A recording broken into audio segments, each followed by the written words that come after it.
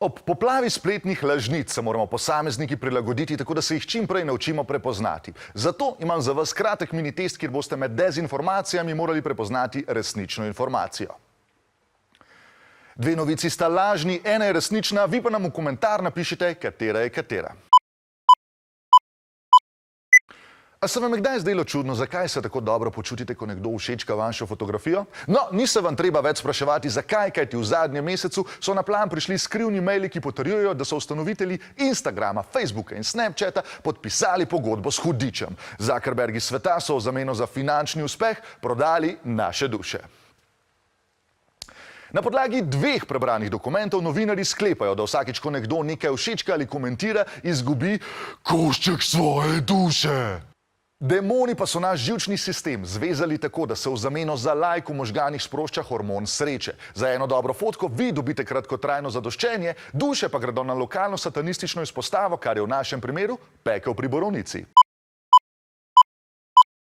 V zimskih mesecih vsi napeto poslušamo, če bodo zaradi prevelike količine zapadlega snega odpovedali pouk. Toda kaj pa otroci v Afriki? Oni nikoli ne bodo imeli dovolj snega, da bi za kak dan zaprli šolo? Snega res ne, so pa imeli več kot preveč smeha. Pred leti so 3 dekleta s hihitanjem okužile več kot polovico učencev in učenk v malem mestu v Tanzaniji. Okuženi so se smejali od nekaj ur pa do 16 dni skupaj, tako da kapo dol lokalnemu stand-up komiku. Šolo so zaradi neresnosti učencev zaprli 18. marca in ko so otroci prišli domov, so tam okužili še svoje sovaščane. Šolo so nato ponovno odprli 21. maja in jo takoj nato spet zaprli, ker so se vsi še enkrat spomnili, kako smešna je bila originalna šala.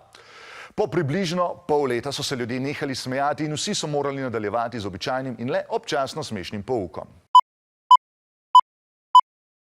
V zadnjih nekaj mesecih sta se zgodili tudi dve, na prvi pogled nepovezani novici. Na eni strani je Slovenska obveščevalna agencija končala stavko, na drugi strani pa so slovenski medvedi začeli obsežne migracije v tuje kraje, tudi v francoski živalski vrt. Nevajeno oko bi reklo, nič posebenega. Izkušeno oko, ki pa namenoma išče probleme, pa bi reklo, Slovenska obveščevalna agencija se krajše imenuje Sova. Sova pa velja za najinteligentnejšo ptico. Inteligenca je nekaj, kar vohuni potrebujejo. Centralna inteligenčna agencija CIA je znana tudi po tem, da so skušali trenirati različne živali, da bi namesto njih opravljale nevarne naloge. Medved je nevarna žival in živi v gozdu in tudi sova živi v gozdu, kar pomeni, da so agenti Sove uporabljali stavko za pretvezo, da so lahko trenirali kočevske medvede, da postanejo njihovi živalski tajni agenti.